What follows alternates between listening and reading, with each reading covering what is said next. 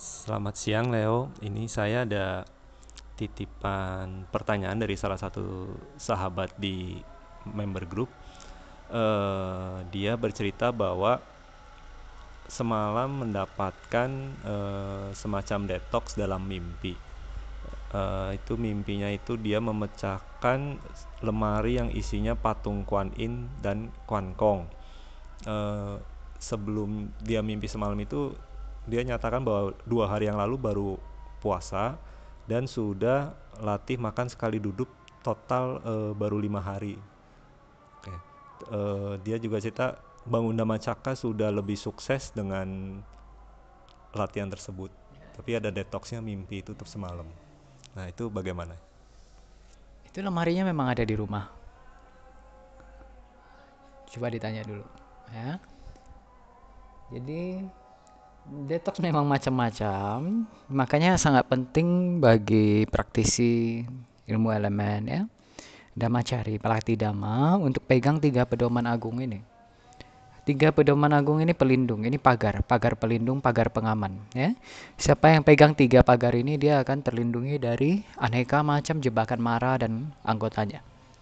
Sangat sederhana. Itu dari hari pertama mulai latih dhamma sampai pencapaian arahata. Pedomannya sederhana. Kalau kita sudah latih sesuai dhamma, kalau sudah dalam proses refine element ya, tidak istilahnya ya, udah melakukan apa yang sesuai, apa yang benar, maka apapun yang buruk yang terjadi, yang tidak nyaman yang terjadi, lihat sebagai detox. Apapun yang nyaman, lihat sebagai healing. Dan kalau tidak terjadi apa-apa, tidak terasa apa-apa, ketahui itu sebagai kemajuan tercepat. Jadi kadang mungkin ada member yang kayak, kok yang lain ceritanya banyak ini, banyak itu. Tapi saya kayaknya nggak ada apa-apa aja. Nah itu kamu lagi maju tercepat. Kenapa? Karena racunmu tidak signifikan atau belum giliran di detox. Dan kamu tidak banyak luka, jadi nggak banyak yang perlu di healing. Nah, maka ya bagus dong. Energinya dipakai untuk tumbuh dengan kecepatan tertinggi. Lihat tanaman. Pohon beringin yang besarnya bisa luar biasa besar begitu, atau pohon yang kayak di hutan-hutan Amerika yang redwood kalau nggak salah, yang bisa sampai berapa ratusan tahun ya dan tinggi luar biasa. Mereka tumbuh dalam hening. Jadi jangan kejar sensasi. Sensasi bukan parameter kemajuan. Nah, ada member yang kayak oke, dia kayaknya dia nggak ada apa-apa gitu kan, nggak mengalami gimana-gimana yang signifikan. Kurang lebih lah ini ceritanya. Tapi dia amati, dia kayak, oh kata kata Leo ini kemajuan tercepat, oke lah. Tapi ya maksudnya mungkin nggak terlalu yakin. Sampai akhirnya kayaknya udah cukup lama dia latih, refine elemen dan semua orangnya sederhana, diam, Ciklara. Tapi akhirnya satu hari dia ngomong ke saya kayak, mungkin terjadi sesuatu lalu dia bisa lihat cara dia merespon itu udah jauh sekali dibanding yang dia yang dulu. Ngerti nggak? Gitu. Jadi no worry. Nah, gimana ada jawaban?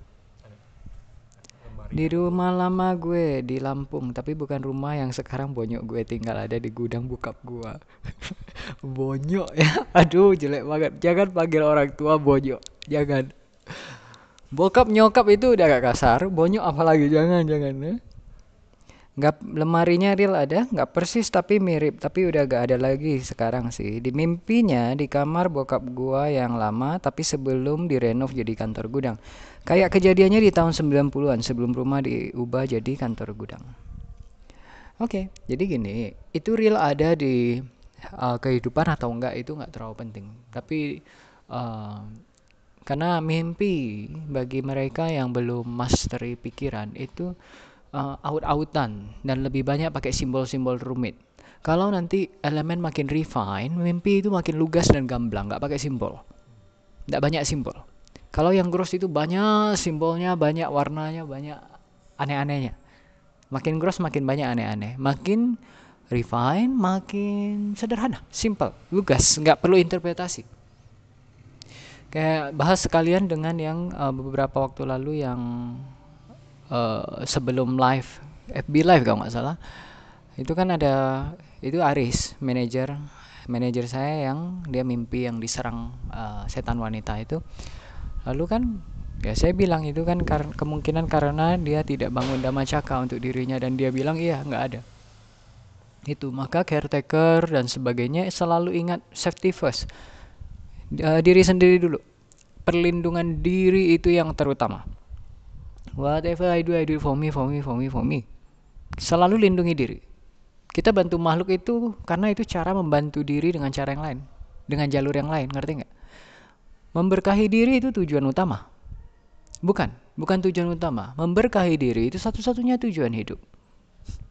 Satu-satunya tujuan adalah memberkahi diri. Dan memberkahi makhluk lain, memberkahi semesta itu jalur atau cara lain untuk memberkahi diri, ngerti nggak? Memberkahi diri ada dua cara, direct dan indirect, langsung dan tak langsung. Selalu mulai dengan pemberkahan diri yang langsung, bangun Dhammacakka. Sebenarnya sih teknik hari ini yang terbit tadi pagi juga sangat dahsyat. Bukan akhirnya ya karena segala pembabaran, makanya bisa lihat kenapa saya lagi dan lagi bahas yang ini sesat, ini salah, ini benar. Kama baiknya dahsyat sekali. Pagi ini terbitnya wow. Pagi ini terbit yang tadi waktu makan nih. Waktu lagi makan. Jadi kita tidak perlu kayak konsepnya itu jangan kayak bangun dari awal setiap kali.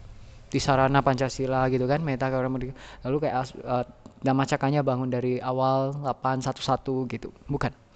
Tapi tap into yang sudah kamu bangun sebelumnya. Karena kan niatnya Ajitage Parinibbana Pariyantang. Itu konfigurasinya mulai disambungkan. Jadi selama ini kan Ajitage Parinibbana Pariyantang, sejak hari ini hingga akhir waktu, hingga akhir sang waktu. Bukan hingga akhir dari sang waktu, jangan kasih kata dari, jadi lemah. Hingga akhir sang waktu, gak ada dari. Jadi tolong ikuti formula yang udah saya kasih dengan hati-hati gitu. Kalau ada edit biasanya saya kasih tahu gitu. Jadi karena kita udah set perlindungan itu kan sekarang sampai hingga akhir sang waktu. Jadi lain kali kalau kita mau set perlindungan itu kita lebih kepada tap into gugus perlindungan yang sudah dibangun sebelumnya. Ngerti nggak? Beda dengan kayak Dhammacakka diterbitkan ulang. Konsepnya beda sekali. Hemat energi jauh dan langsung kayak udah dalam ruangan tirai istana yang perlindungan yang sangat besar. Itu hemat energi dahsyat sekali. Dan ketika kita berdiam di sana, kita kayak mengokokkan, menggemilangkan. Jadi energinya bayangkan kalau kita tiap kali konsepnya bangun ulang, itu capek. Dibandingkan dengan kalau kita penyadaran akan yang sudah ada, energinya dipakai untuk menggemilangkan. Itu energinya hemat jauh banyak, tapi dengan energi sangat kecil, kegemilangannya makin dahsyat, makin dahsyat. Tadi sebenarnya ada satu pengetahuan lagi, satu ilmu lagi yang baru terbit itu, tapi saya belum. Kadang kayak banyak versi beta gitu. Jadi nggak saya sebar ke umum dulu.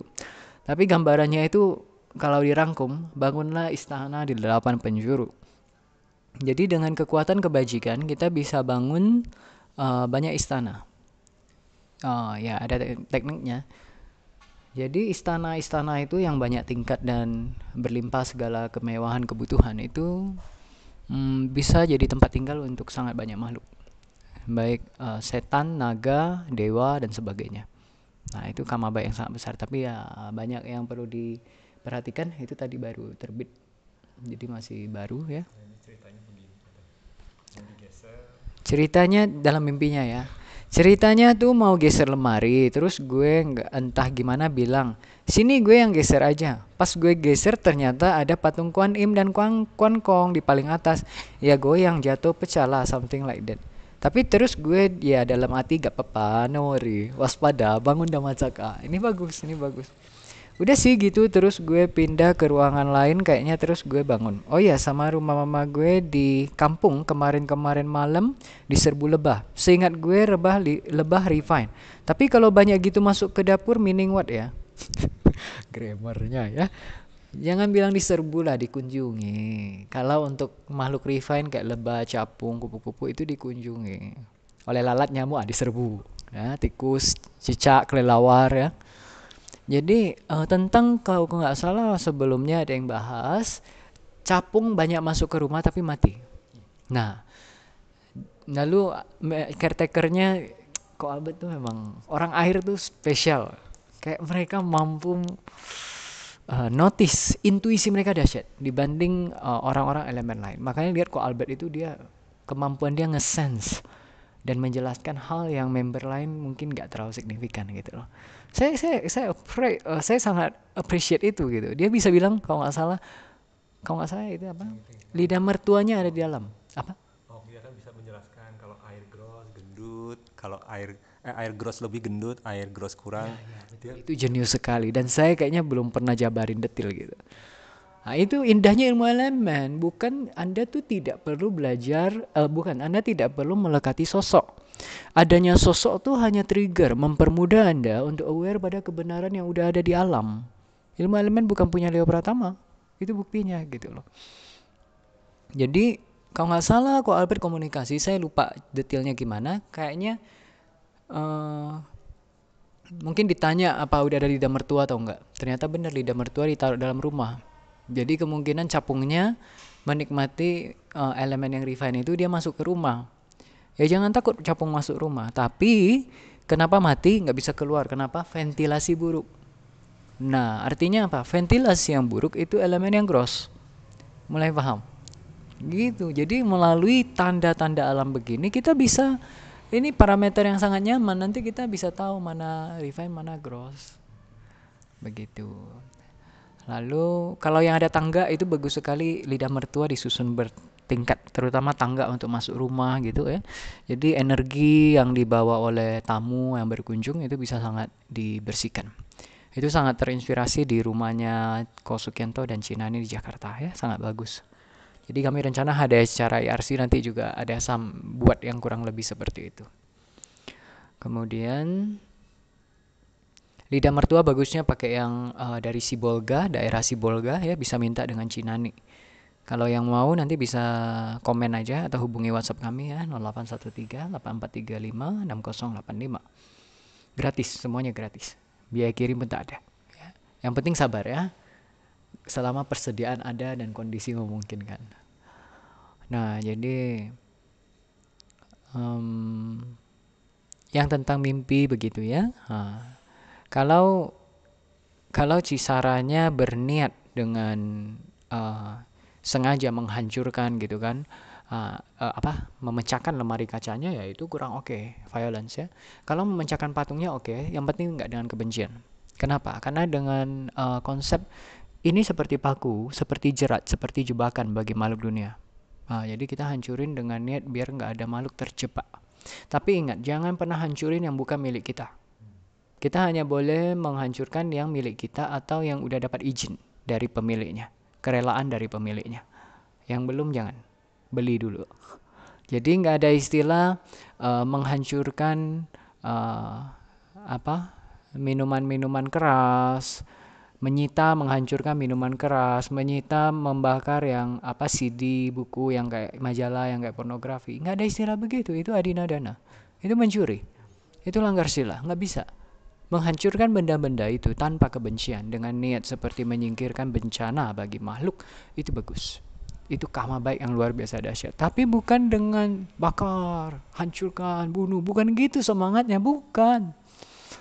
Waktu kamu menyingkirkan paku yang di jalan, beling yang di jalan, yang di pantai untuk mencegah kaki anak-anak ketusuk, itu kan nggak dengan bunuh, bakar gitu, enggak gitu. Niatnya bersih-bersih. Oke? Nah, jadi itu baik. bukan lebah. Kalau lebah yang ke dalam rumah itu tawon, bukan. Tawon, ya tawon itu gross, beda. Tapi tawon siton bukan lebah.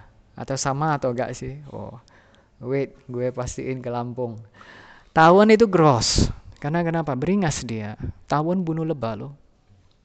Mulai ngerti kan? Nah, jadi itu beda. Betty itu enggak Betty. Beda tipis itu enggak beda tipis. Lebah itu yang dia menyenangkan. Energinya menyenangkan. Lebah kalau terbang dia itu energinya menyenangkan. Saya nggak tahu orang ngerti atau enggak. Tapi kalau tawon itu mengancam. Kayak ada, bukan kita takutnya aja, energinya kasar, tajam, agresif, beringas. Kalau lebah itu kayak have fun gitu. Lebih fun dan dia terbang kayak nyanyi happy gitu. Jadi beda. Nah, jadi mimpi itu bisa dibagi menjadi 5 macam kategori. Jadi kadang orang tanya, itu mimpi atau bukan. Jadi gini, mimpi itu apa? Kalau nanti belajar elemen kesadaran akan paham bahwa mimpi itu kusala sangkara, tapi lebih lemah satinya, lebih lemah kualitasnya. Ya, jadi mereka juga hasilkan kama. Membunuh, mencuri, berzina, berbohong, minum minuman keras dalam mimpi, itu juga hasilkan kama buruk, walaupun kadang tidak lebih kuat dibanding yang ketika sadar. Dan berbuat baik dalam mimpi, berdana, sila, meditasi, dan sebagainya, itu juga hasilkan kama baik yang sangat dahsyat. Ya. Tapi no worry, jangan ketakutan, latih bertahap. Di serbu ini maksudnya ada berapa? Oh, lumayan banyak ya. Oh, belum terlalu banyak. Nggak masalah, nggak masalah. No worry. Memang sekarang lagi, jadi jangan gini, jangan semua take to personally juga. Jangan ketika ada lebah atau kelelawar atau apa masuk rumah lalu panik, oh elemen saya gross. Belum tentu, cek lah elemen dunia sekarang gimana, lagi gross. Oke? Nah, yang penting kita hanya, oh oke. Nah, jadi sambil refine gitu aja. Kadang-kadang saya juga masih lihat laba-laba. Melihat laba-laba artinya elemen gross. Yang atau kecoa, ada kecoa di sini di kamar, tapi ya satu kali atau berapa kali gitu loh, sangat jarang lah. Dan dulu kayaknya sih di sini banyak, lumayan ya. Tapi kayaknya cuma satu kali di dalam, dan itu kayak oh oke. Istilahnya ya gross, tapi ya karena kalau elemen kita refine tempat itu, makhluk gross berkurang signifikan. Istilahnya kalau di tempat yang sebelumnya banyak kecoa lalu jadi cuma satu gitu, di waktu yang sangat lama cuma satu, ya itu kan kemajuan yang sangat dahsyat gitu. Jadi jangan panik atau frantic hanya dengan begitu lihat ada makhluk gross langsung kacau gitu, enggak. Ingat, apapun yang dilihat, refine atau gross, respon pertama apa? Dhammacakka. Bukan cuma setan di Dhammacakka, kecoa, laba-laba, tawon, semua di Dhammacakka. Gitu, semua di Dhammacakka. Presiden Trump kan, di Dhammacakka. Itu paham? Kata itu tragedi humoris udah mulai paham? Berapa banyak yang mati? Mati itu karena tragedi. Tapi humorisnya ngerti kan? Disinfektan diinjeksikan atau diminum itu waduh. Kenapa? Karena terlalu banyak nonton hasil karya mereka yang kayak kartun-kartunnya mereka. Kalau Anda berbelas kasih pada anak Anda dari jauh-jauh hari, hindari mereka nonton karya-karya orang barat. Apapun itu. Musik kayak Mozart, Beethoven, dan sebagainya, Bach, itu semua tanamkan benih kekerasan, kegilaan, gangguan mental yang sangat dahsyat. Bukan bikin makin cerdas. Bisa bikin gila, terutama Beethoven. Itu maniak. Bisa jadi maniak. Jadi gila istilahnya. Kenapa? Lihat Beethoven hidupnya kayak gimana. Kemarahannya mengerikan sekali. Lalu ada lagi nggak tahu siapa ya, satu lagi yang cukup terkenal juga kan, ada nama simfoni yang buat simfoni gitu, komposer begitu. Bagaimana dia mau buat musik? Kalau dia lagi kayak mungkin mumet atau nggak ada ide, dia ambil kalau nggak salah senapan paku yang biasa untuk orang paku gitu kan. Dia naik ke atapnya atau apa, dia tembaki merpati yang di sana. Lalu dia merasa puas. Lalu udah dia ini lagi buat musik. Gila itu. Ngerti kan? Jadi parah. Misalnya kayak yang Beethoven, kalau Anda udah refine elemen, Anda tahu itu sampah sempurna. Misalnya lagunya yang kalau nggak salah Ode to Joy ya. Teng teng teng teng teng teng teng teng, itu jelek banget. Tapi dunia kayak wow bagus. Kenapa? Karena mereka segitu grossnya, jadi begitu ketemu yang gross mereka merasa ini familiar. Ini beresonansi dengan hatiku gitu. Nah, jadi yang kita ikuti itu bukan apa yang rasanya nyaman dan resonansi, bukan. Yang familiar dan resonansi, bukan. Ya.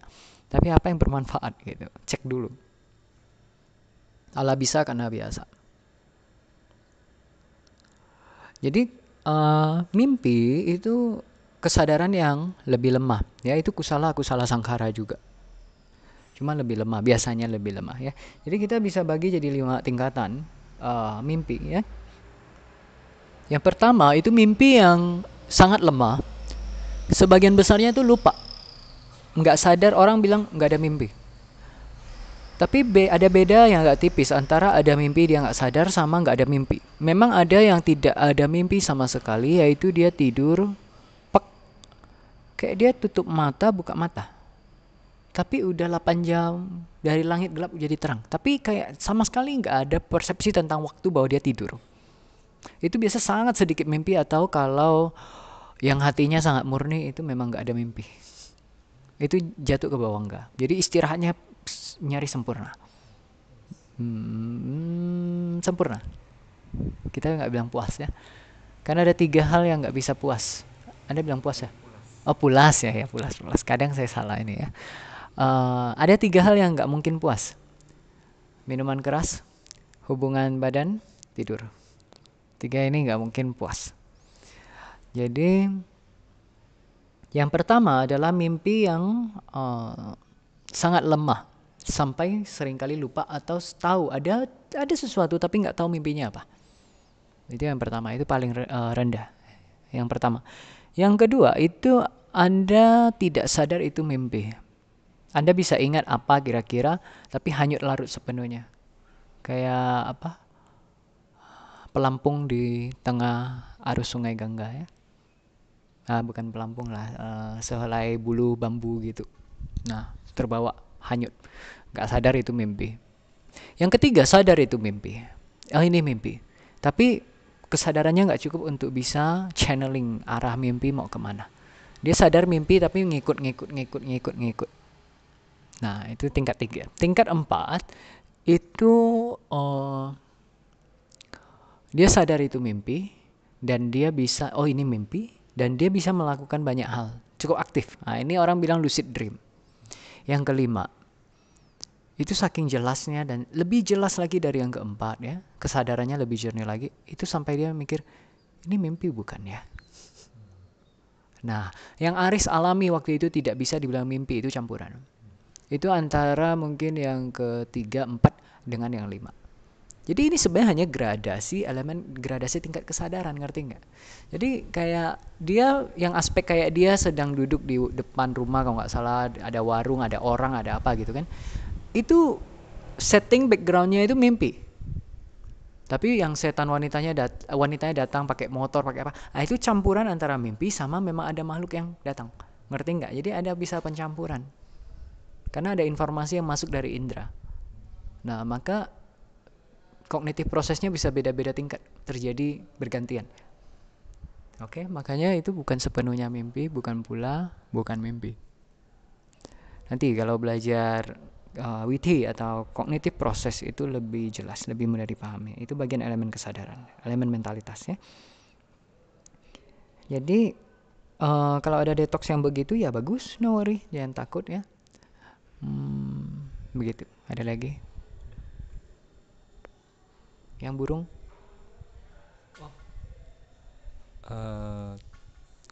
Tadi kebetulan Leo cerita burung-burung yang biasanya suka berterbangan di sekitar IRC ini tiba-tiba menghilang dan berasnya juga tidak dimakan. Bukan, kok Anton dulu yang cerita. Saya cerita di rumah saya burung-burung mulai sedikit. Kemudian saya biasa taruh beras, misalkan pagi jam 2, jam 3 tuh sudah habis, tapi udah 2 hari ini masih banyak, dan burungnya juga udah jarang berkumpul. Biasa berkumpul di sekitar pagar atas tembok gitu. Ya. Jadi pagi memang terbit cukup banyak. Dan misalnya kayak tentang yang ya mungkin lihat kan, saya puasa benar, lalu akhir-akhir ini kalau Anda amati, jumlah daging babi yang kami persembahkan itu meningkat drastis dari foto yang saya share ke grup, bisa dilihat. Kenapa? Karena memang ada hal-hal tertentu. Saya ada bahas ke Ko Anton, tapi banyak hal yang saya enggan untuk langsung bahas ke umum. Yang saya bahas ke Ko Anton itu jauh banyak dibanding dengan yang dibahas ke umum. Banyak di sini bisa intensitas, kualitas atau kuantitas ya. Tapi ya yang belum saya bahas bahkan ke Ko Anton, ke Tera dan sebagainya itu ya jauh banyak. Ya yang ke Tera juga bisa bilang lebih banyak, ada aspek lebih banyak daripada yang ke Ko Anton juga karena ada yang Tera bisa tanggung. Lalu kadang ada yang saya bahas dengan bahasa lebih gamblang pada kayak Tera gitu. Ke orang lain saya ada bahas tapi dengan bahasa yang lebih halus. Jadi memang kita perlu sesuaikan metode penyampaian ya. Nah, contoh, tapi karena tadi ada kepikir, ini perlu disampaikan. Ini perlu disampaikan, tapi metode penyampaiannya perlu sangat mahir. Biar orang nggak salah paham. Biar nggak hasilkan kerugian, tapi manfaat. Lalu, kok Anton datang. Jadi kayak, oh oke lah, ini kayak tanda yang makin signifikan. Datang dan membahas itu kan. Ini tanda yang makin signifikan bahwa memang perlu dibahas. Jadi, tentang paceklik ya, tentang femin. Dan kau lihat di grup kan saya udah ada singgung-singgung kata itu ya sebagai pemanasan. Lalu tadi Ko Anton datang kayak nanya apa? Bagaimana istilahnya kan saya bilang ada serangan atau apa.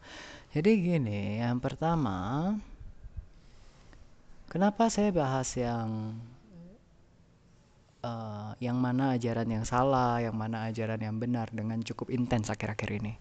Sejujurnya kalau mau dipikir benar-benar juga saya nggak terlalu jelas kenapa topiknya itu tiba-tiba yang itu dan sangat gamblang gitu penyampaiannya. Oh, dulu kan banyak sensor. Jadi, oh ternyata memang alam lagi perlu. Makanya my life is not my life. Memang seluruh semesta raya lagi perlu bantuan kama itu. Kenapa? Seperti yang kalau Anda lihat di video yang pengetahuan akan tanda ya, Lakana Wija kalau nggak salah judulnya itu. Kan kita bahas tentang yang tanda alam dan kemungkinan akan terjadi. Lalu kalau Anda amati dari dulu kami udah cukup beberapa kali membahas bahwa ini kan Manggala Cakrawala. Gambarannya adalah ini Manggala Cakrawala, ini pusat semesta. Pusat semesta itu di Bodhgaya. Di bawah titik di bawah pohon bodhi tempat semua sama Buddha capai kebudaan, telah, sedang dan akan capai kebudaan. Lalu itu kan di Jambudipa. Kita kan ini Jambudipa. Jadi manusia-manusia sekitar pusat semesta dan manusia, alam manusia bisa lihat dia itu di 31 alam dia kayak relatif di tengah. Di tengah maksudnya apa? Di bawah itu 4 alam rendah, di bawah ada 26 tingkat surga. Bukan secara jumlah, bukan secara posisinya aja di tengah, memang relatif di tengah, tapi kayak gabungan elemennya. Jadi konfigurasi elemen, sifat elemen dan tiguna, 3 kualitas itu, Satta, Raja, Tama. Alam dewa ke atas sampai Brahma, makin ke atas Satta makin tinggi. Secara garis besar bisa dikatakan begitu, generally, jangan over generalize.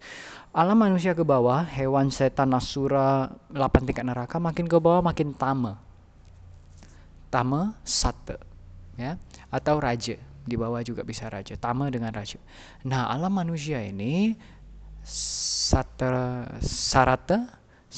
Raja, Tamanya tuh relatif blendingnya pas.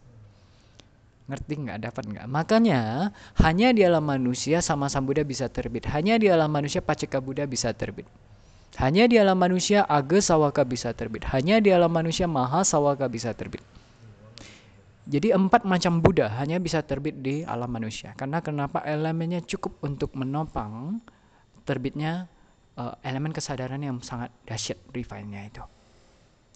Tapi untuk pencapaian Pakata Sawaka Buddha atau araha biasa, itu alam manusia, alam dewa, alam Brahma bisa, alam bawah nggak bisa.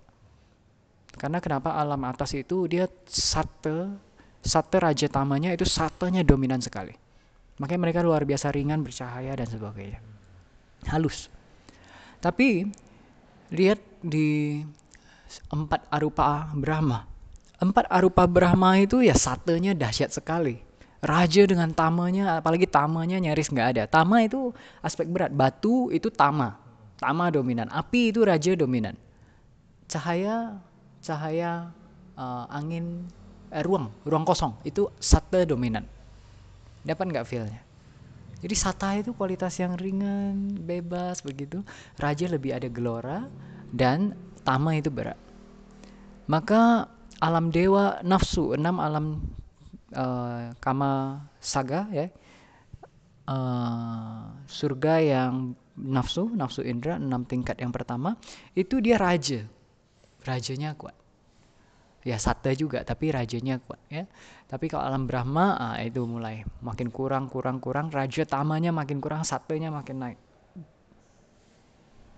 Tentu yang ada Arya beda ya. Arya itu sattvanya dahsyat, paling dahsyat itu Arya, terutama Araha ya. Tapi kita bahas kalau secara alamnya itu 4 arupa Brahma. Bayangkan tidak ada materi, tidak ada materialitas. Maka kualitas satunya dominan dengan sangat luar biasa. Tapi tetap ada raja dan tama. Kenapa? Karena elemen mentalitas juga punya raja dan tama. Kenapa? Karena di alam arupa Brahma mereka juga masih bisa ada pikiran yang nafsu. Bisa ada. Tidak bisa ada kebencian, tapi bisa ada nafsu. Nah, maka karena itu tuh sattva dengan sattanya dominan, sangat dominan. Tamanya sangat sedikit, raja tama sangat sedikit, kebencian gak mampu terbit. Logika dapat ya, kebencian itu kan raja tamanya gross sekali. Jadi, nah yang di alam arupa Brahma, kalau mereka belum capai Sotapanna, mereka gak akan bisa capai Sotapanna di 4 alam Brahma, arupa Brahma itu. Gak bisa. Kenapa? Karena Sotapati Magacita itu tugasnya bisa dibilang salah satu yang paling berat. Karena dia hancurkan 3 belenggu pertama dari 10 belenggu yang belenggu makhluk ke samsara. Bukan hanya itu, sebelum Sotapati Magacita terbit, itu istilahnya ada Gotrabu yang memotong silsilah awam, makhluk awam ke makhluk suci. Ngerti nggak? Jadi itu transisi. Makanya powernya itu perlu sangat kuat. Dan bukan hanya itu, bukan hanya hancurin 3 Sangyojana ini, bukan hanya menjadi kayak pintu masuk pertama, jalan pertama dari makhluk awam jadi makhluk suci. Dia juga menghancurkan semua kama, menghanguskan semua benih kama yang istilahnya memandulkan, menggongseng. Kayak biji kalau digongseng kan nggak numbuh lagi. Jadi kayak dihanguskan, digosongkan, digongsengkan, menggongseng biji kama, benih kama sepanjang-panjangnya samsara yang bisa menyebabkan kelahiran lebih dari 7 kali di alam kama loka, dan menghanguskan kama yang bisa menyebabkan lahir di 4 alam rendah, dan menghanguskan bukan cuma 3 Sangyojana tapi semua kotoran batin, melemahkan, menghanguskan semua kotoran batin yang menyebabkan seorang bisa melakukan hal yang menyebabkan mereka jatuh ke 4 alam rendah. Menghanguskan, menghancurkan kemungkinan bagi seorang untuk melakukan 6 perbuatan buruk yang dahsyat, yaitu bunuh ayah, bunuh ibu, bunuh araha, lukai Buddha, pecah belah sangga, dan niyata micaditi, pandangan salah yang digenggam sangat kuat. Bisa ngerti ya? Jadi Sotapati Magacita itu dia melakukan sangat banyak fungsi hanya dalam 1 khana terbit. 1 detik triliun khana mungkin. Jadi dia terbit hanya 1 khana tapi dia selesaikan semua tugas itu. Makanya kenapa kita benar-benar perlu kumpul energi. Makhluk lemah gak bisa capai Arya. Maka energi penting.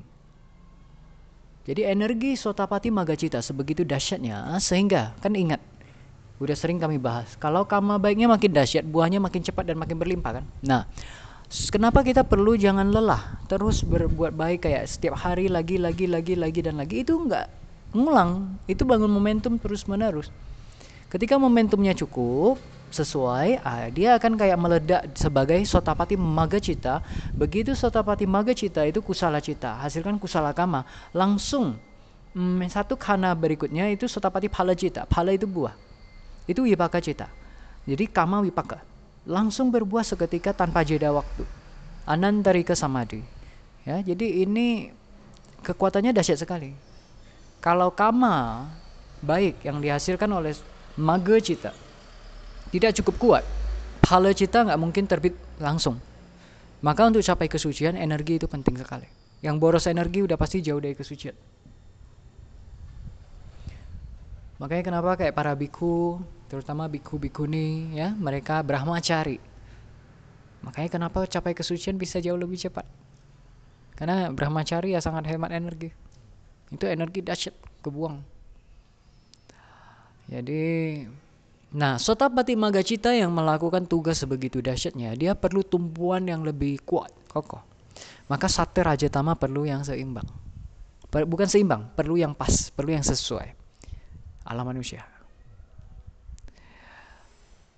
Alam manusia atau alam di bawahnya. Jadi alam manusia, alam dewa ya, alam rupa Brahma. Pokok di bawah arupa Brahma.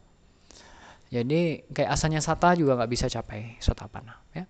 Tapi kalau seorang udah capai Sotapati Magacita, nah, habis itu kan pasti Phalacita. Dia nggak mungkin mati sebelum dia Sotapati Phalacita terbit. Nggak mungkin dia mati sebelum Sotapati Phalacita terbit. Ya. Kalau Sotapati Magacita udah terbit. Kalau Sotapati Magacita udah terbit, semesta mau hancur pun nggak bisa. Nunggu Sotapati Phala terbit dulu baru semesta bisa hancur. Itu kekuatan dari Sotapati Magacita.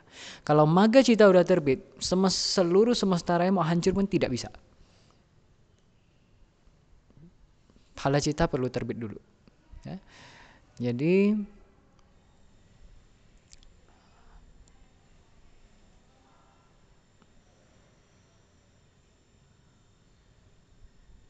jadi kalau seorang udah capai Sotapati Maga, udah jadi Sotapanna, ketika dia lahir di Arupa Brahma, ya, nah itu bisa secara bertahap jadi Sakadagami, Anagami, Araha.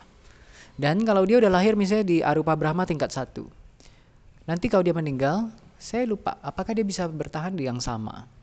Kayaknya sih nggak bisa kalau udah di alam rupa, arupa. Dia akan naik terus satu tingkat. Makanya Saka itu dia memuja Buddha sebegitu dahsyatnya. Kalau nggak salah satu kali, kayaknya bukan satu kali, mungkin ada berapa kali ketika Buddha sakit itu Saka nemenin Buddha. Sampai kalau nggak salah dia pakai baskom, dia tampung kayak kotorannya Buddha, dia angkat di kepalanya. Saking memujanya. Lalu Saka kayak nemenin Buddha kayak udah kayak kamu pergi, di sini ada biku apa yang akan merawat. Saka nggak pergi. Lalu para biku kan wow gitu. Lalu Buddha kayak ngomong, ya kurang lebih kayak nggak heran kalau Saka berbakti segitunya, karena waktu itu Saka yang udah tua, dia meninggal, dan jadi Saka yang sekarang masih muda, baru usia berapa hari. Kenapa? Karena di zaman Buddha itu dia saat udah akan meninggal, dia kunjungi Buddha, lalu Sakapanha Sutta tentang pertanyaan Saka. Buddha babarin, dia mati di depan, kalau nggak salah dia mati di depan Buddha dan langsung jadi Saka lagi. Jadi banyak makhluk nggak akan tahu bahwa Sakanya tuh udah mati dan ini karena cepat sekali. Nggak ada jeda antara cuti cita pati sandi. Kalau nggak salah yang tahu Saka mati itu hanya Saka dengan Buddha. Jadi ya dia sangat berterima kasih, dan bukan cuma itu. Saka waktu dia udah capai Sotapanna itu kalau nggak salah dia bahagia dahsyat. Kenapa? Karena dia lihat masa depannya. Kalau nggak salah dia akan jadi Saka sampai berapa kali lagi. Lalu setelah itu kalau nggak salah 1 demi 1 tingkat surga. Sampai akhirnya saya nggak tahu apakah nanti dia di Asanya Sata. Karena ada Bawaga, puncak keberadaan ada 3. Asanya Sata atau Sudawasa atau saya lupa Asanya Sata ya. Asanya Sata Wehaphala masuk nggak ya? Yang termasuk saya kurang agak rancu yang itu, Bawaga atau puncak keberadaan itu yang udah pasti Sudawasa sama Arupa Brahma. Karena kenapa? Kalau nanti Sotapanna mereka bertahap. Kalau yang pakai jalur bertahap itu nanti satu-satu surga mereka nikmati penuh. Lalu berhenti misalnya sampai Sudawasa Brahma Akanitha. Kalau udah Akanitha kalau nggak salah mustahil dia bisa pergi ke Arupa Brahma lagi, karena terakhir di Akanitha. Jadi araha di sana parinibbana. Atau kalau misalnya dia nggak masuk Sudawasa, dia lahir ke Arupa Brahma. Jadi kayak ada dua kemungkinan itu kalau nggak salah. Begitu. Tapi jangan lama-lama, capek. Kalau nanti udah tahu Sankhara itu neraka, nggak niat. Maka Tera kayak nanya saya, kenapa tuh Sita kurang lebih? Kenapa tuh Sita? Kenapa bukan alam Brahma aja? Jawaban saya singkat, alam Brahma hidupnya lama. Eksistensi itu beban. Tapi jangan bunuh diri nggak bisa jadi jalan keluar. Ngerti kan? Nah, tapi alam Brahma itu usianya hitungannya pakai Mahakapa. Terutama Mahabrahma ke atas gitulah. Mahabrahma dan Mahabrahma ke atas. 1 Mahakapa, 1 triliun itu nolnya terlalu sedikit loh. Cuma 12 loh. Satu Mahakapa kalau nggak salah 200-an nol. Nggak bisa compare gitu. Sedangkan alam Tusita cuma 500-an juta tahun manusia. Jauh-jauh. Kenapa nggak yang lebih rendah? Kalau Catu Maharajika kan 9 juta tahun manusia. Kenapa nggak? Oh, nggak. Terlalu dekat sama dunia manusia. Terlalu dekat sama Asura. Bisa diserang, bisa perang. Nanti bisa apa? Nostalgia yang lama, lalu kunjungi alam manusia, nyari apa? Mantan-mantan di mana-mana dan apa? Kacau nanti. Nah, sedangkan Tusita juga ada Bodhisatta Metea, ada banyak makhluk agung yang upasaka-upasika yang dahsyat gitu. Biku-bikuni dulu, Samanera-samaneri yang meninggal lalu jadi dewa. Nah, Tusita banyak gitu. Tapi saya nggak bilang Tusita itu bagus ya. Enggak ya. Enggak. Dewa-dewa mabuk lengah gila itu juga banyak banget. Lari kemana-mana dengan baju serampangan ngejar wanitanya itu juga banyak. Itu gila-gilaan kalau udah lihat dewa yang di dalam istana mereka. Kalau lagi apa upacara pesamuan lagi datang ke alam manusia ya waduh jaimnya hebat. Dewa tuh hebat jaimnya dahsyat banget ya. Jadi ada dewa yang kayak kalau ditanyain di depan pengikutnya itu, dia jawabannya apa semua berwibawa berkarisma. Tapi dia kalau orangnya nanya yang sama nggak bisa dibelokkan percakapannya, nanti dia bisa tarik lengan orang itu pergi ke tempat terpisah. Kamu jangan nanya begini di depan pengikut saya nggak tahu jawabannya. Jaimnya dahsyat. Jadi jangan terlalu mudah. Istilahnya tingkat pertama, jangan yang kayak saya ngomong ke Tera, jangan lihat uang mata hijau. Itu step one. Lalu terakhir yang waktu ketemu di Jakarta kalau nggak salah, atau beberapa kali, ya sesi terakhir yang ketemu di Jakarta kemarin itu, tapi bukan di hari terakhir kalau nggak salah, saya ngomong ke Tera, jangan lihat surga langsung silau gitu loh, kurang lebih seperti itu. Langkah pertama, jangan lihat uang mata hijau. Yang kedua, jangan lihat surga, lihat dewa gitu, jangan lihat surga langsung silau. Begitu ya. Jadi Ko Anton bilang tentang jadi yang tentang serangan itu, yang pertama memang kenapa dibahas dengan gamblang ini ya, karena dulu juga udah pernah dibahas kalau makhluk elemen kesadaran makhluk terutama yang di Manggala Cakrawala, tapi ya semua makhluk pengaruh ya, walaupun Manggala Cakrawala manusianya, maka karena manusia kan di tengah ya, maka dia efeknya besar sekali ke semua alam, dahsyat, efeknya dahsyat. Maka kalau ada raja baru akan naik atau apa, itu para dewa banyak yang ngumpul dan ngecek. Kenapa? Karena kalau raja bagus, rakyat bagus, petapa bagus,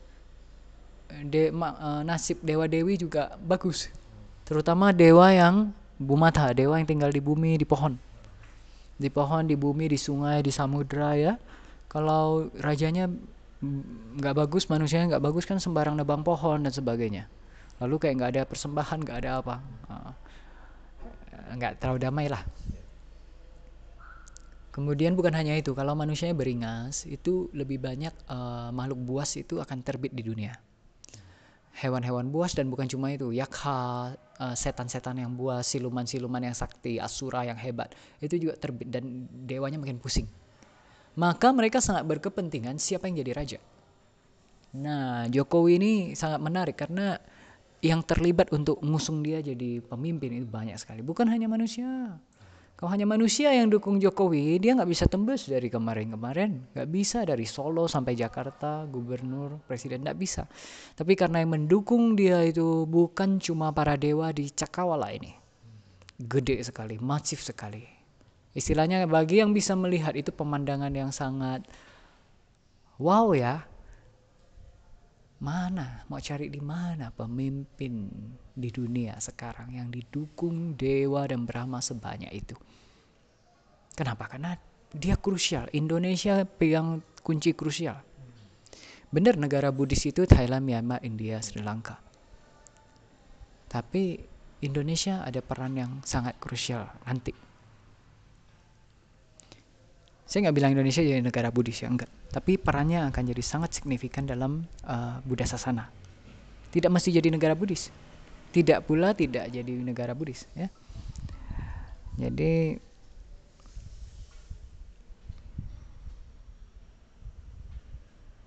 nah, ketika manusia, apalagi di pusat semesta, di Jambudipa, di Manggala Cakrawala ini, kalau pikiran mereka pegang pandangan salah, misalnya, berdana itu nggak ada buahnya, kebenaran tuh nggak ada benar, nggak ada salah. Kebenaran tuh relatif. Vegetarian itu baik, vegan itu baik. Oh, eh, nggak ada pencapai kesucian, nggak ada yang bisa melihat alam lain, nggak ada surga, nggak ada neraka, nggak ada dewa, nggak ada setan, nggak ada hukum karma, nggak ada kelahiran kembali, nggak ada tumbal lahir, nggak ada karma, nggak ada buahnya, yang begitu-begitu ya. Termasuk vegetarian itu baik. Itu konsep pandangan salah. Begitu dipegang, elemen kesadaran itu kan kekuatannya dahsyat.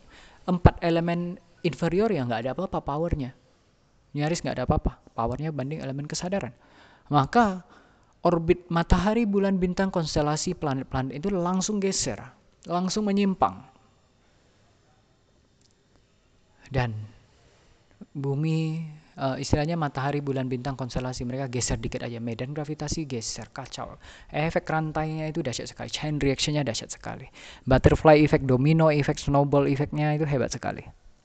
Dan segala bencana dan sebagainya. Makanya saya bilang, tapi kalau yang ngerti ini gimana mau ngomong sama mereka? Yang buta mana bisa? Maka kalau dibilang vegetarian, vegan mengatasi global warming, halo, mereka itu penyebab global warming makin parah. Kamu mau beresin plastik, lalu kamu gelorakan kemarahan, kebencian. Kemarahan, kebencian itu elemen yang jauh gross dan itu menyimpang, merusakkan orbit alam dengan lebih dahsyat. Makanya bisa lihat saya nggak banyak ngomong tentang sampah dan plastik. Benar, jangan racuni. Iya, itu sila, itu bagus. Tapi saya nggak lakukan penekanannya di sana. Itu bagus dilakukan, tapi tidak karena itu kita guilt trap. Kita buat orang yang pakai plastik merasa bersalah atau dicela, diejek, ditekan. Saya bilang ini dungu, ini bodoh, ini idiot, tinggalin. Tapi saya nggak bilang, vegetarian bodoh amat sih lo vegetarian. Nggak gitu.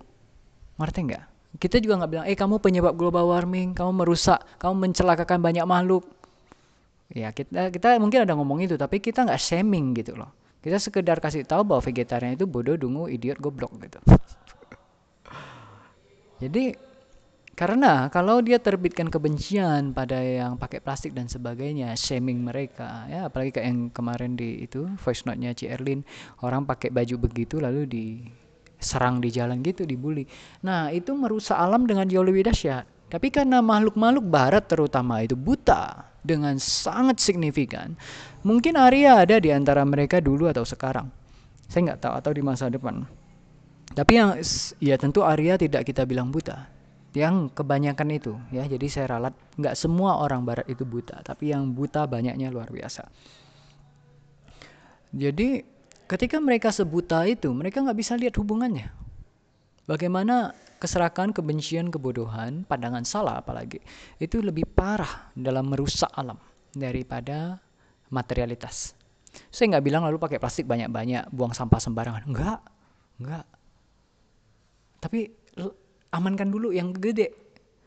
Uang 100 lembar $100 ambil dulu, baru yang $10, baru $1. Ngerti kan? Nah, makanya saya lebih penting sebar dulu 7 latihan dasar. Berapa banyak kebencian, ketakutan, dendam diberesin gitu. Nah, kalau kebencian, dendam dan itu diberesin, banyak bencana terhindar. Temperatur cuaca semua lebih nyaman, bencana-bencana besar terhindar ya. Jadi kalau yang ngerti ya, kalau orbit bergeser sedikit saja, nah medan gravitasi segalanya terganggu. Akibatnya segala macam kayak gempa, tsunami, global warming, pemanasan dan semua terjadi dengan dahsyat. Bukan hanya itu, wabah, penyakit akan nyebar, nutrisi tanaman drop, kemudian kualitas struktur elemen manusia, hewan, setan, dewa drop. Maka kurang gizi, jadi lemah, jadi buruk rupa, usia lebih pendek dan sebagainya. Ngerti nggak? Lalu bukan hanya itu, tanaman-tanaman yang baik kayak bunga-bunga yang indah itu jadi banyak yang hilang. Benda-benda indah banyak hilang, permata-permata yang indah jadi hilang, rusak, terurai. Istilahnya karena struktur elemen penunjangnya nggak oke. Jadi jangan pikir beras yang sekarang tuh akan ada terus, tidak. Nanti di masa depan itu yang disebut kudruse. Kudruse itu makanan untuk kuda yang sangat kasar. Itu yang jadi makanan mewah untuk manusia. Beras nggak ada hilang. Jadi ada banyak sekali beras yang begitu indah, lembut, harum, dan tidak diselimuti gabah kasar. Itu zaman dulu. Jadi orang bisa langsung petik makan, saking enaknya. Ada yang dulu malah beras tapi kayak nasi susu. Nah itu nggak usah dibersihkan, nggak usah dia petik makan. Tapi ya hilang karena manusianya gross. Begitu. Jadi bisa paham ya. Nah maka saya baru juga, kayaknya baru tadi kayaknya baru hari ini oh pantas kita bahas yang ini dengan dahsyat sekali. Kenapa? Karena tidak ada pandangan salah yang sesatnya melampaui yang Mahayana, Tantrayana yang begitu-begitu. Yang grup-grup inilah. Memang ada yang pandangan sesat yang kayak tidak ada dana, tidak ada kama, tidak ada apa. Itu satu. Tapi pandangan sesat yang ini kan halus sekali gitu. Dia kayak mengakui ada kama secara sebagian, tapi dia belokkan, dia simpangkan. Ada Buddha tapi dia belokkan, ada Dhamma tapi dia belokkan, ada Sangha tapi dia belokkan. Dia menyerang Buddha, Dhamma, Sangha yang sejati gitu. Maka itu dahsyat sekali efek buruk pembelokannya, penyimpangannya pada semua aspek di seluruh semesta raya. Matahari, bulan, konstelasi, bintang, dan planet ya. Jadi dengan kama itu dilakukan, dilurusin kembali. Dengan saya punya niat untuk lurusin, ini salah sebagai salah, ini benar sebagai benar. Yang salah, ayo ke benar. Dengan saya menyatakan itu, di-upload, itu kayak dana udah dilakukan. Kama udah tertanam, nggak bisa dihancurkan lagi, ngerti nggak?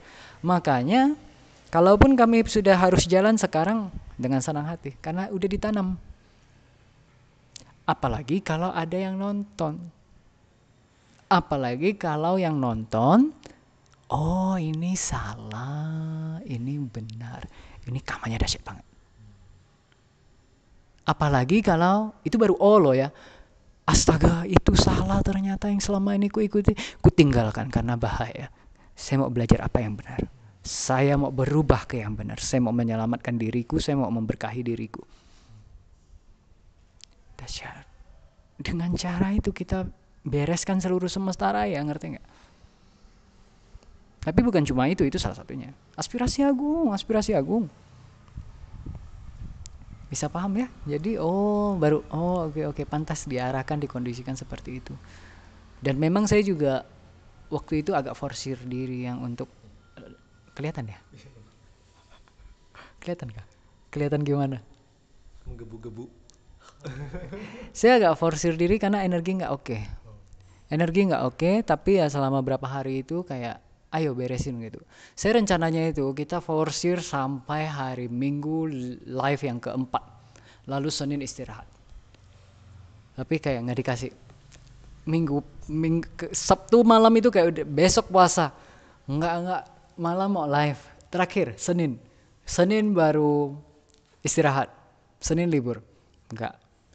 Paginya malamnya terjadi. Malam itu saya yang malam Sabtu itu kayaknya hampir jam 6 pagi saya baru tidur. Kayak karena ada kegiatan lah. Jadi tak bisa. Ini tak bisa makan. Ini kalau kondisi tubuh kayak gini makan bisa racun. Karena metabolisme kacau. Nggak bisa. Akhirnya tidur, kalau nggak salah bangun sekitar jam 9-an. Jadi sekitar 3 jam gitu.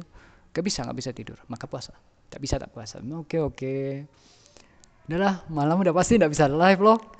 Nah, lalu Senin juga libur, nggak bisa. Nah, jadi Selasa kita lihat. Itu sabar ya, sekalian diberesin. Jadi itu tentang yang itu. Nah, tentang detoxnya. Ini memang udah disampaikan di yang video itu juga ya, pengetahuan tentang tanda Lakkhana Wija. Itu perlu Anda tonton yang itu dulu baru untuk lebih memahami yang ini biar nggak salah paham. Jadi ada seni untuk bangun pengikut ya, bangun aliran, bangun agama. Seni buat agama tuh ada. Makanya dari India banyak sekali agama terbit. dari India maupun yang belajar dari orang India gitu loh. Nah, itu agama bisa dibilang nyaris semua sumbernya dari India. Kan agama bla bla bla juga ditemukan data katanya pemimpin atau pembuat agamanya kan belajar di India lama dan sebagainya. Nggak heran India tuh mudah buat agama kok. Yang ngaku Tuhan aja banyak kali di India. Jadi ada seni untuk buat agama. Salah satunya itu, tapi ini yang nggak bagus punya. Jadi salah satunya itu kayak buat nubuat tentang bencana, buat ramalan tentang bencana. Karena tentang kiamat apalagi. Kau bisa buat tentang kiamat lebih bagus lagi. Karena orang lebih menyeluruh gitu. Kalau kiamat kan mati semua gitu loh. Bencana kan semoga kita bisa masih bertahan gitu. Nah, maka lihat aja sekte-sekte yang berkembang pesat di awal itu karena mereka selalu ngomongin tentang kiamat, kiamat, kiamat. Itu memang bagiannya. Misalnya kalau nggak salah aliran yang Aum Shinrikyo kalau nggak salah di Jepang yang dia lepaskan gas sarin di kalau nggak salah bawah tanah itu. Nah, itu juga ngomongin kiamat dan sebagainya dan sebagainya. Mereka mau mempercepat kiamat. Nah, macam-macam lah ya, macam-macam sekte. Itu memang bisa himpun pengikut dan apa dengan dahsyat. Makanya karena kami bukan mau begitu, kami sangat hindari ngomong tentang yang ini. Ngerti nggak? Jadi bisa lihat saya bukan orang yang tidak punya pengetahuan bagaimana buat sekte.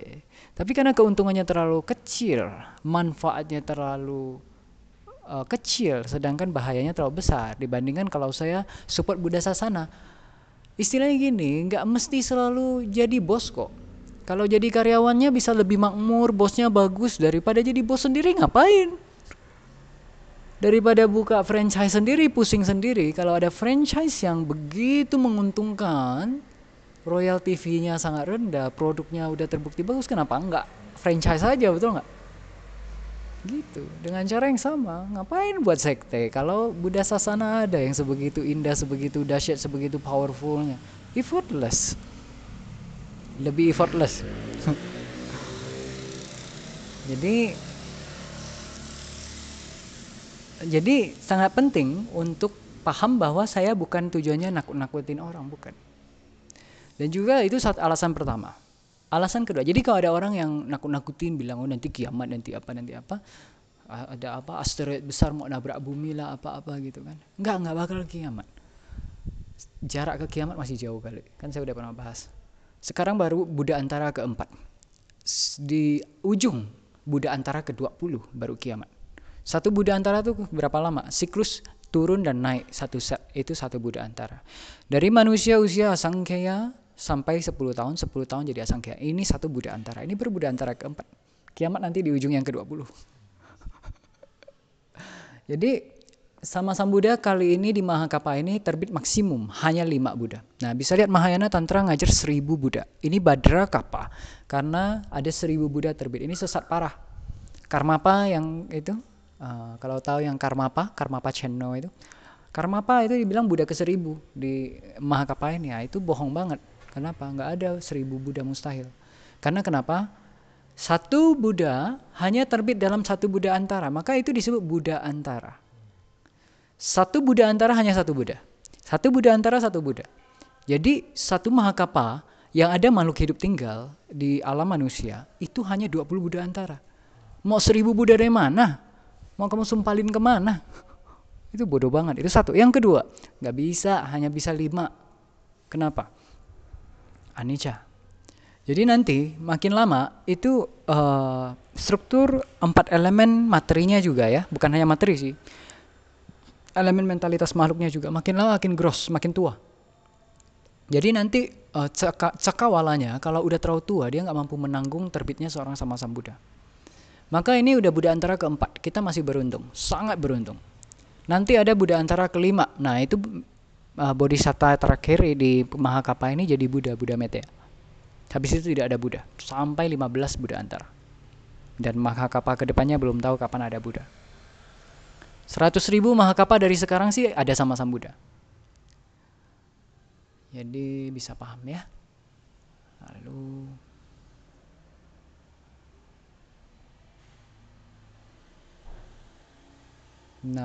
jadi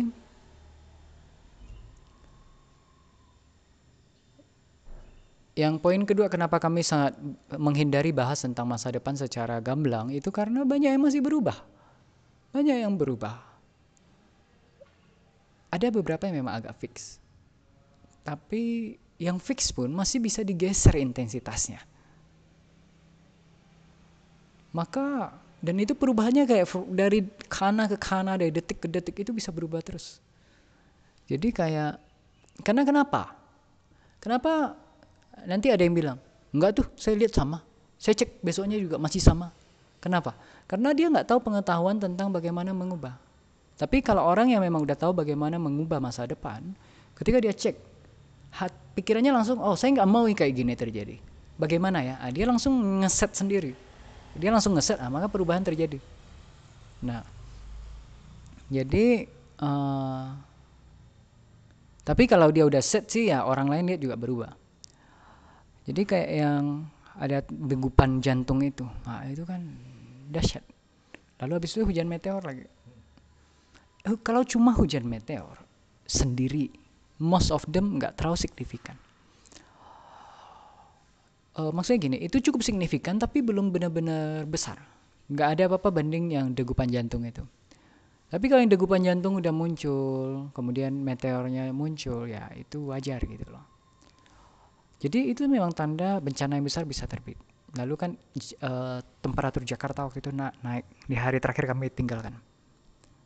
Lalu sekarang Bandung juga agak di awal-awal agak naik. Sekarang gimana? Masih ya. Oh. Ya. Karena kenapa di area ini bisa ada anomali? Kenapa? Karena kan tempat ini tidak dipilih karena kok Anton bersedia kasih saya tinggal saja, bukan. Manusia lihatnya ya begitu. Tapi kan conditioningnya tuh banyak sekali.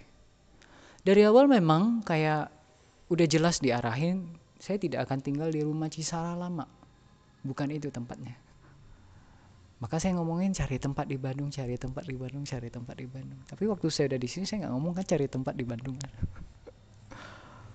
Jadi kayak waktu di Jakarta di rumah Ko Sukianto Cinane itu juga bukan karena mereka berkenan saya di sana lalu saya di sana, bukan itu saja. Memang tempatnya secara struktur alam sangat beda. Tempatnya mereka, rumahnya mereka itu sebegitu dahsyatnya sampai ada satu sebelumnya tuh ada orang lain tinggal di sana. Nggak kuat tinggal di sana.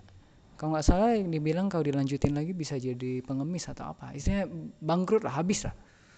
Susah sekali. Kenapa gross parah orang itu?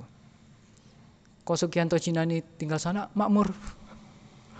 Ngerti kan? Karena makhluk yang gross dia nggak bisa tahan dengan tempat yang refine. Makanya saya di sana ya lumayan enak. Dan juga lakukan upacara dan sebagainya, pembangkitan yang arwah-arwah alam, roh-roh alam itu juga mantap di sana. Tapi tetap di sini paling enak, makanya di sini akarnya diletakkan, di sana berkunjung saja. Nah, kayak di sini itu enak sekali karena dhamma cakranya, perlindungannya, strukturnya itu sangat nyaman. Dan kayak waktu pagi siang gitu, waktu saya taruh makanan di samping kan saya jalan sambil bangun dhamma cakra lagi. Nah, itu jadi apa yang kita lakukan setiap hari lagi dan lagi itu powernya dahsyat sekali. Jadi gini, kalau misalnya kekuatan Anda hanya 10 poin, tapi Anda lakukan sering.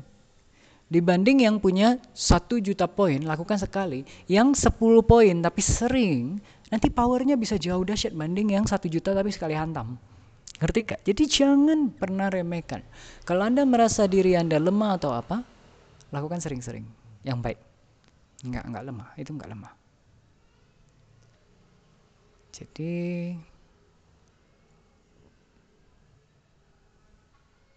tidak bisa pakai rasa takut, khawatir, worry gitu, nggak bisa. Perlu sadari bahwa samsara memang bencana. Seluruh samsara memang derita. Seluruh samsara itu neraka. Tujuan kita bukan biarlah saya hidup dengan damai nyaman selamanya gitu. Bukan. Biarlah kunjungan kali ini bisa membantu saya, biarlah kelahiran kali ini sebagai manusia yang sangat langka ini bisa membantu saya untuk bebas dari lahir dan mati. Bukan untuk kita perlu melepas tendensi kita yang menggenggam kehidupan dengan terlalu kencang. Itu buat ketakutan. Makanya kayak lihat aja, cara kami bicara itu kayak mati kapanpun kami oke. Ngerti nggak? Dosisnya udah segitunya kalau belum obvious gitu loh. Tapi kita bukannya, saya nggak nyuruh Anda incline pada kematian, tidak. Jangan puji kematian, tidak. Kehidupan manusia itu sangat berguna untuk kumpulin banyak kebajikan.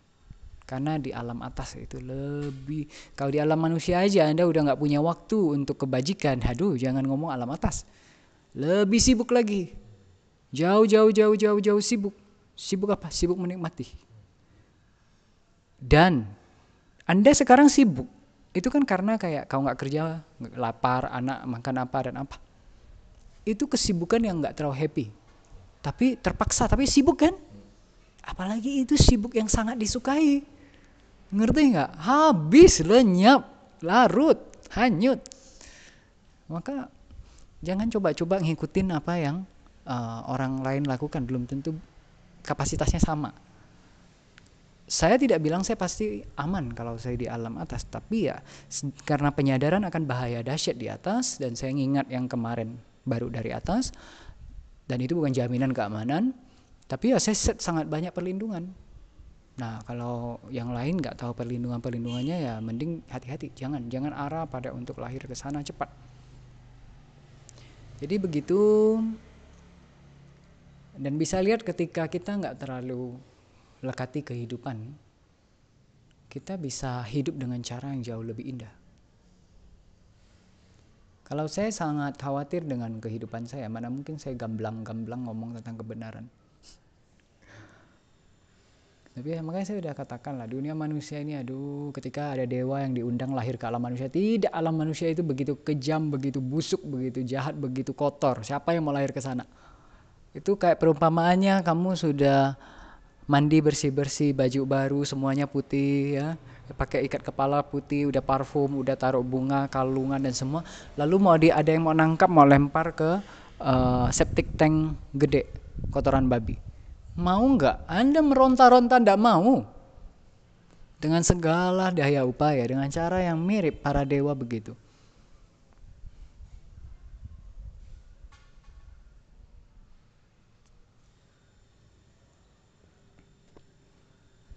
Ada beberapa poin yang tadi ini saya pikir sekalian dimasukkan. Jadi ini kami sampaikan, tolong tonton dulu yang pengetahuan tentang tanda yang Lakhanawija, video di YouTube Hadaya Cara ya, biar nggak salah paham tentang penyampaian ini. Jadi ini benar-benar bukan untuk menakuti. Rasa takut hanya akan menyebabkan apa yang ditakuti dapat lebih banyak energi, lebih mudah untuk terbit. Makanya kayak untuk menghadapi setan, tempur dan semuanya, dhamma cakra dulu, bukan analisa dulu. Anda analisa, ketika Anda punya niat menganalisa, indera Anda diarahkan kepadanya lebih utuh, dan bisa menangkap hal-hal yang bisa menakutkan Anda, menggetarkan hati Anda dengan lebih signifikan. Ketakutan terbit, kekuatan mereka dapat power, karena kekuatan kegelapan tuh mainnya utama di ketakutan. Gertak, nakut-nakutin, gitu. Kalau Anda nggak takut sama yang makhluk gelap itu, kekuatan mereka udah lumpuh dahsyat. Maka nggak usah liatin mukanya, dhamma cakra. Kayak dicuekin, nanti dicuekin dia ngamuk, karena nggak bisa tebus gitu. Memang gitu caranya. Makanya lihat cara kami mencueki haters juga kan lumayan hebat. Belajar sudah banyak lihat, udah banyak berhubungan dengan yang makhluk-makhluk setan gitu loh. Kamu perhatikan, kamu tewas. Banyak setan itu, aduh liciknya dahsyat. Jadi misalnya ada setan yang ukurannya bangunan 5 lantai katakan. Bangunan 5 lantai, katakan misalnya dia bentuknya setan yang warna hitam, kelabu gitu, nggak hitam, warnanya jelek. Kalau hitam semua kan enak ya. Enggak, dia tuh hitam nggak hitam, abu-abu nggak abu-abu, pokok jelek lah. Kelabu yang jelek begitu. Antara campuran biru jelek, biru kotor dengan abu-abu kotor dengan hitam dikit, segala macam lah. Pokok dia gelap warnanya dan buruk. Setinggi 3 lantai lah, 3 lantai, bangunan 3 lantai.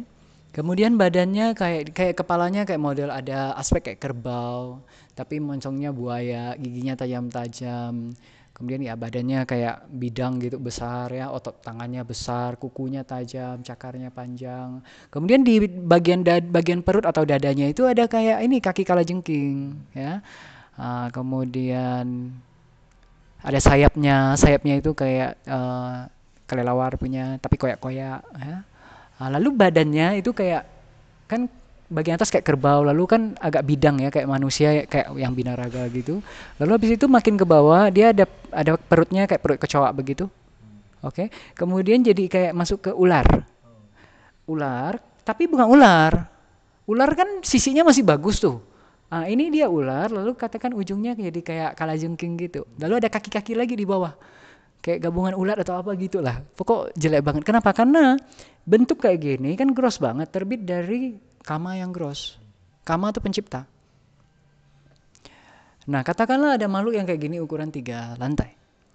Lalu dia lagi terluka karena bentrok dengan lapisan perlindungan kita tanpa kita sadar. Dia mau nyerang, lalu dia hantam, lalu dia luka. Lalu akhirnya kita aware kan, oh ada makhluk itu.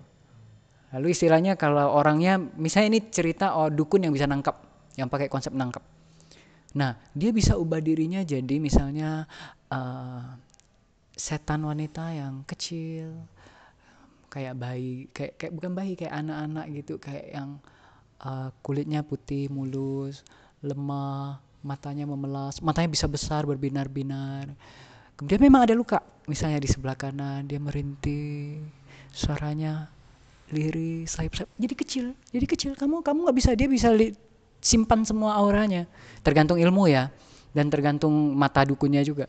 Lalu dia bisa kayak, maafkan saya ya, kalau saya habis kalau saya di luar itu sangat mudah di mana-mana dikejar, mau dimakan sama setan lain yang lebih kuat. Apalah dayanya, saya ini setan yang sangat lemah. Dan mereka kan hebat bohong. Saya baru mati kemarin karena kanker. Saya sendirian. Lalu sekarang saya luka. Tempat ini energinya enak.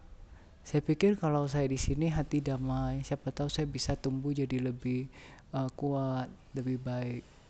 Oke. Itu waktu denger cerita ini aja, waktu kan udah berlalu nih. Itu dukun kan udah lunak hati kan. Dia healing terus, dia ulur waktu. Dan mereka kejamnya itu nggak kebayang. Dia bisa memelas sampai sedahsyat-dahsyat itu, oke? Lalu begitu dia power ada, dia kerahkan semua energinya itu untuk buat satu duri tajam. Dan duri itu panjang sekali loh. Ngerti nggak? Mereka bisa transform ya. Saya agak sulit jelasinnya gimana gitu loh. Jadi dia badannya kan besar gitu. Nah dia bisa buat kayak misalnya duri yang, ngerti nggak sih? Bulat lalu panjang sekali. Oke? Nah begitu dia dapat power itu dan itu dukunnya udah lemah udah ini, langsung tembus badan mati. Itu bisa kurang dari 1 detik. Makanya enggak kita kasih. Maka untuk pemula, apapun yang terbit Dhammacakka dulu. Apapun yang terbit, kalau misalnya kalau saya ngajar sihir ya, kalau ini kan ngajar dhamma, ngajar kekuatan alam, kita aman. Karena kita bangun proteksi. Kalau misalnya saya ngajar level sihir, apapun yang terbit kurung dulu. Ngerti nggak? Itu, karena ada teknik untuk dikurung. Jadi dikurung dalam kayak kubah energi atau bola energi atau kotak energi. Kubah sih lebih nyaman. Jadi dia mau bener lemah, dia mau setan yang baik kayak setan yang jelek, pokok kubah dulu. Nggak ada denger dulu. Kubah, lalu kubahnya set nggak bakal tembus. Nah baru mau diskusi. Ngerti nggak? Tapi nggak ada istilah kubah singkirkan, nggak ada. Tipu dayanya dahsyat sekali. Makanya kayak kami kalau manusia berusaha tipu daya kami jadi kayak, kamu kurang beberapa ribu tahun nak.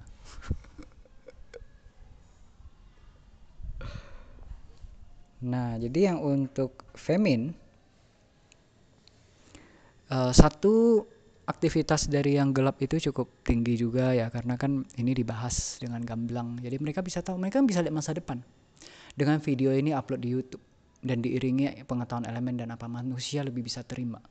Akibatnya keuntungan mereka terancam dahsyat. Makanya mereka banyak yang marah. Tapi nggak usah pusing. Karma baiknya dahsyat. Kalau kita di tengah ancaman kita berbuat baik, kita setia pada kebaikan, itu karmanya jauh dahsyat. Jadi no worry, malah cuan makin gede. Yang penting bangun Dhammacakka. Lalu yang lainnya mereka cukup aktif juga karena kayak hewan kalau ada detox besar atau bencana alam kan mereka gelisah, heboh. Nah setan-setan ini juga banyak yang aktif karena itu. Jadi saya bukan ramalin bencana atau apa, bukan. Saya cuma beritahu dari dasar tanda alam yang ada itu kemungkinan untuk terjadi sangat besar ya, dan gak lama lagi. Makin dekat. Tapi kabar baiknya adalah ini agak seperti tarik tambang. Ini udah sangat nggak mungkin kalau dari kemarin tidak dilakukan langkah-langkah untuk netralisir, nggak mungkin sampai hari ini masih senyaman tentram ini, relatif nyaman tentram. Untuk yang akan kena terutama itu Jakarta, Jawa, kemudian Indonesia secara general, dunia secara general, dan terutama Jawa sih ya, Jawa kali ini Jawa. Jadi Gak mungkin sampai hari ini, dimana ini sudah belasan hari dari degupan, suara dentuman yang degupan jantung itu, masih relatif tidak ada apa-apa yang terlalu signifikan. Saya tadi baru dapat kabar, barusan baru lihat, katanya Indonesia dilanda gelombang panas atau apa. Oke? Itu nggak ada apa-apanya dibanding yang dalam tanda kutip semestinya. Ngerti nggak? Jadi artinya apa? Udah di-deflect, udah dinetralisir sangat dahsyat. Bait penyingkir wabah hampir 100.000, dan kayaknya sih udah lebih dari 100.000 yang di-chain, yang terhitung sekitar hampir 100.000. Belum lagi segala kebajikan, ngerti nggak? Dan ini masih bisa sejuk kayak gini loh. Tapi nggak bisa lengah, karena udah dikasih angka 7 Mei. Tapi jangan paranoid dengan angka 7 Mei, tidak. Jadi perlu terus lakukan kebajikan, dan kemarin malam kayaknya dapat, kemarin malam dapat setelah bait penyingkir wabah yang perlu dilakukan apa. Tapi kita selesaikan dulu bait penyingkir wabah, no worry ya. Bagus sekali kok, bagus sekali. Jadi itu, dan ini yang jangka pendek nih. Yang lainnya adalah sebenarnya ini juga nggak bisa dibilang terlalu lama terjadinya. Tapi amannya saya ngomongnya begini, di sebelum 2040. Sebelum 2040 saya sukanya main aman.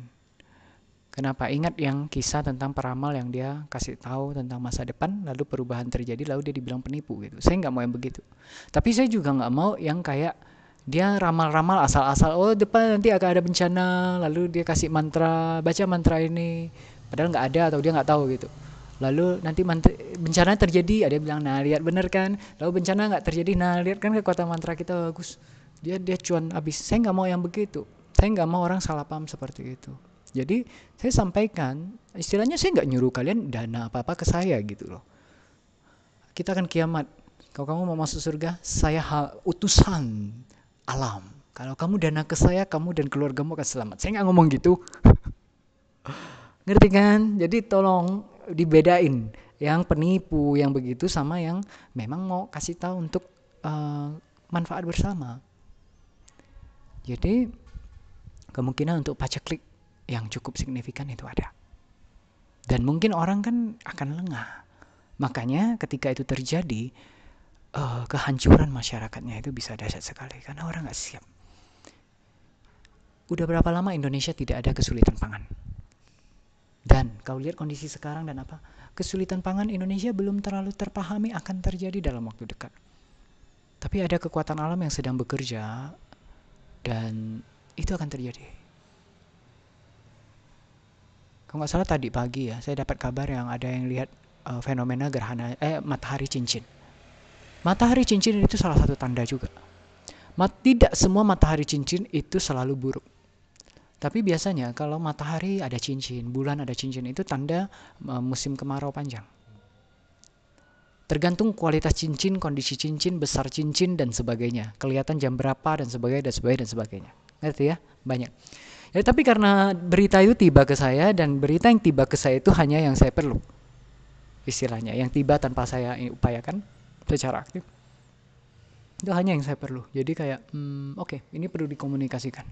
Jadi kalau ada penyampaian ini, makhluk lebih aware itu lebih berbeda. Tapi saya kasih tahu dulu, ini tidak bisa diatasi dengan numpuk makanan, tidak bisa.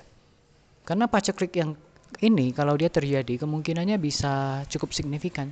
Tak peduli berapa banyak yang kau timbun, itu habis.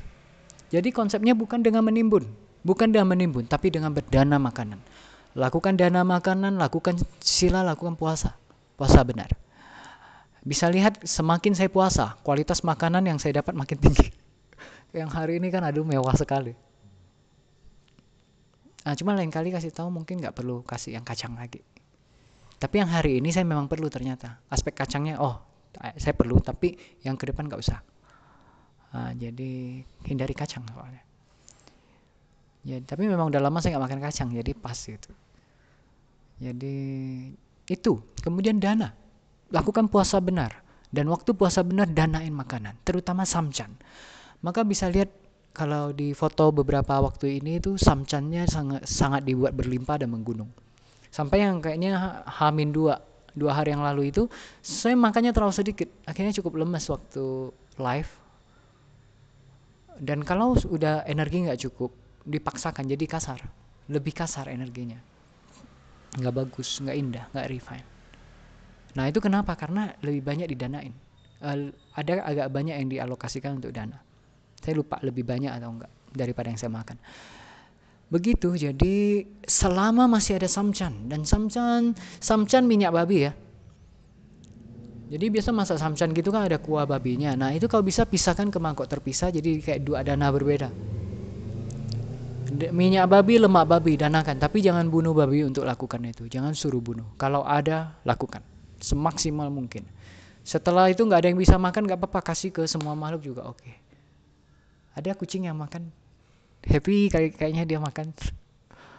Jadi danain samcan. Kenapa? Dan kayak dia daging, lalu dia terbaik di antara semua daging, dan dia juga ada lemak, ada minyak.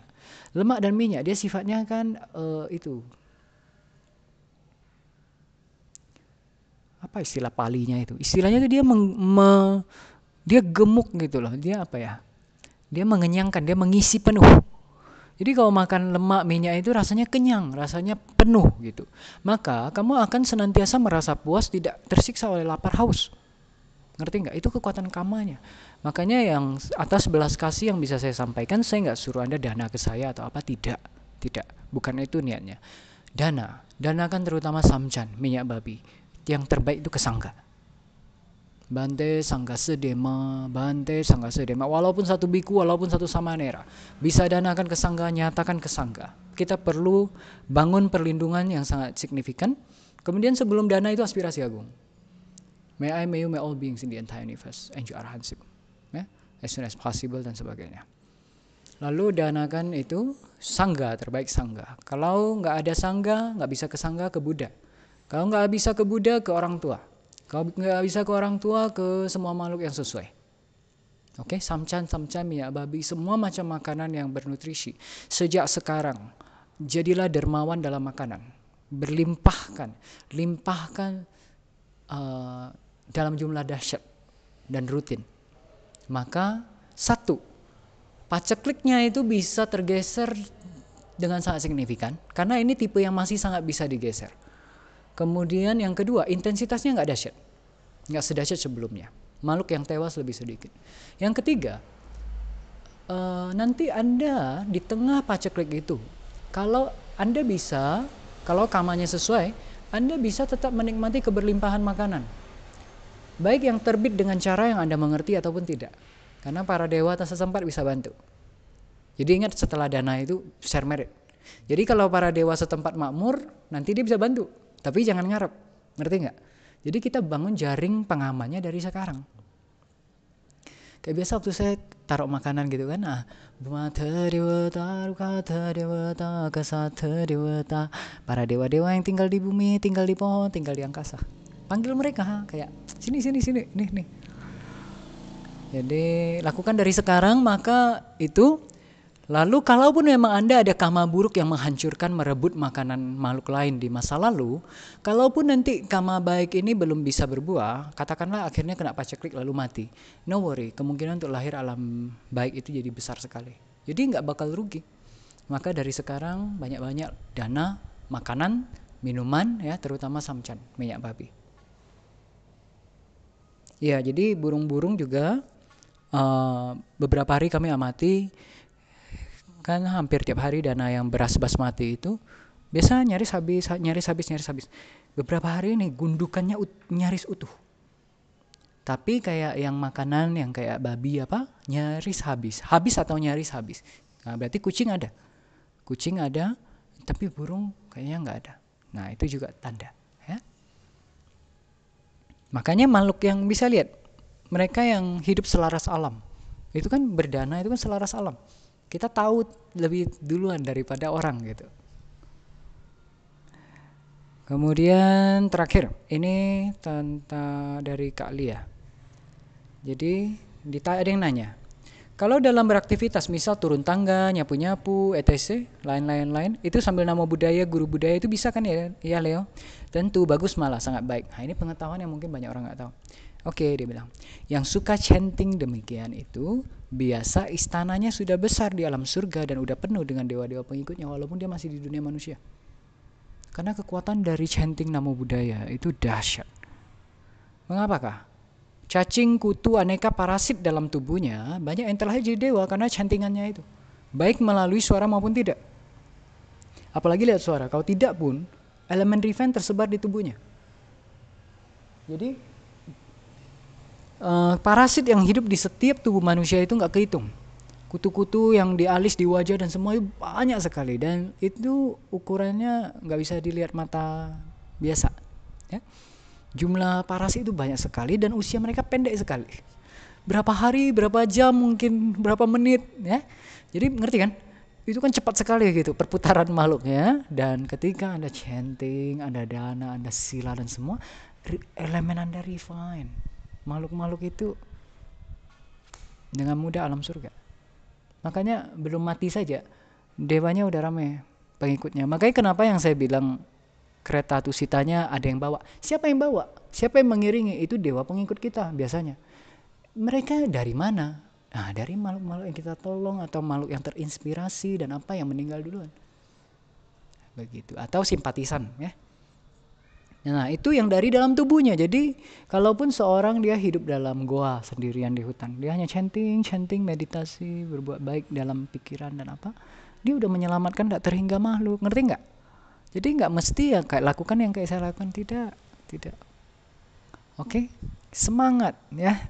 Chanting itu tidak hanya, apalagi makhluk-makhluk di sekeliling ya, yang nggak kelihatan maupun kelihatan. Oke, baiklah. Terima kasih banyak. Ini berkat Ko Anton ya. Semua sahabat yang merasa dapat manfaat walaupun sedikit dari kami, dari Hadai Cara, perlu sangat berterima kasih kepada Ko Anton, Ci Erlin, dan keluarganya Ko Anton terutama ya. Mamanya juga yang masakin babi, makanan dan sebagainya ya. Karena ya Ko Anton kalian namita yang sangat langka dan dahsyat ya. Dia danakan, dia berikan tempat tinggal, dia berikan baju, pakaian kami dari dia, makanannya dari dia juga yang handle ya. Kemudian logistik koordinator juga, bantu atur dana donatur, bantu beli-beli barang, ngantar sana sini. Semua dong, obat-obatan ya. Semua, nyari semua. Kemudian juga tenaga bantuan, jadi dari karyawannya Ko Anton juga kadang saya perlu bantuan bisa minta. Kemudian pertanyaan-pertanyaan damanya juga dari Ko Anton sering. Kemudian yang terus lihat Zoom-nya apa? IG live. Nah, itu juga Ko Anton kembali lagi. Jadi ya para sahabat yang merasa dapat manfaat, silakan berterima kasih, blessing dan berkahi Ko Anton, keluarganya dan sebagainya ya. Dan Ko Antonnya teruslah humble. Dhamma power, never our power. Ngerti kan? Yang jadi donatur humble, yang terima dana humble, maka beres, aman. Ya salah satu belagu menjijikkan. Ngerti kan? Saya belagu menjijikkan, donatur belagu menjijikkan. Siapapun yang belagu menjijikkan, ya kadang bisa belagu punya, tapi maksudnya jangan terlalu parah lah. Dan kalaupun terlalu parah, sadari, mohon maaf, kita perbaiki. Oke, yang penting ada good intention untuk berubah, no worry. Oke, demikian. Terima kasih banyak. Namo Buddhaya. Saya chant sedikit lah ya, kita chant sedikit yang penyingkir wabah. Sambitiyo vivajantu sokoro govinastu mate bhavadandarayo sukhi dikhayu bhava. Dukkha patacani dukkha bhaya patacani bhaya soka patacani soka hontu sabbe vipanino etawatacam hehi sampadang punya sampadang sabbe dewa sabbe brahma sabbe yakha sabbe naga sabbe buddha sabbe satanumodantu sabba sampati siddhya. 众生虽苦，诸恶莫作，恶极苦根，乐有善相. Semua makhluk walaupun menderita, segala kejahatan janganlah dilakukan. Kejahatan akar segala derita, kebahagiaan terbit dari kebajikan. Etena satsvajena udhangadho cetiriyan sesamanta cakvalesu ajatage parinibbana paryantang antarayo asestu marajayo vinasatu jaya siddhi bhavantu me jaya siddhi bhavantu te sabbe satta bhavantu sukhitata sabbe satta bhavantu sukhitata sabbe satta bhavantu sukhitata. Biarlah semua makhluk hidup berbahagia. Sadu, sadu, sadu. Sedikit info tadi waktu sebelum saya makan kan Ko Anton kan duduk medi kan. Nah, waktu saya makan atau apa itu emasnya udah bagus. Jadi lingkarnya ya, dhamacakanya, cahaya emasnya, kubanya itu cahaya emasnya udah bagus. Masih ada sedikit yang agak ini tapi udah bagus lah, udah indah. Terus humble, Dhamma power, never all power, makan sekali duduk lanjutkan. Oke, semangat. Saat